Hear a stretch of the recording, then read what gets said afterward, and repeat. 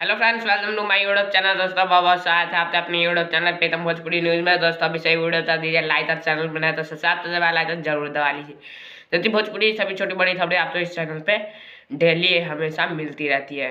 तो दोस्तों वीडियो में बात करेंगे खेसारी लाल यादव अब अपनी नई जोड़ी और नए धमाकेदार एंट्री के साथ आ रहे हैं।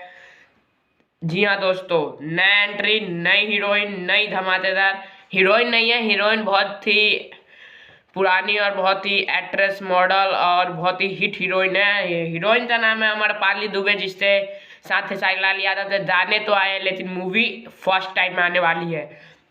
तो SRK म्यूजिक रोशन सिंह ने ये हिट जोड़ी के साथ मूवी लेकर आ रहे हैं, जो कि SRK म्यूजिक के ऑनर है रोशन सिंह, और वो इस फिल्म के प्रोड्यूसर है और तो प्रोड्यूसर है भी है इस फिल्म के शर्मिला सिंह, और डायरेक्टर इस फिल्म थे उनके दोस्तों रजनीश मिश्रा। जी हाँ दोस्तों, नए धमाकेदार एंट्री के साथ रजनीश मिश्रा।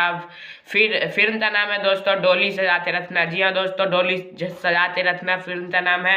SRK म्यूजिक इस फिल्म का प्रोड्यूसर ये रजनीश मिश्रा, डायरेक्टर है अमरपाली दुबे।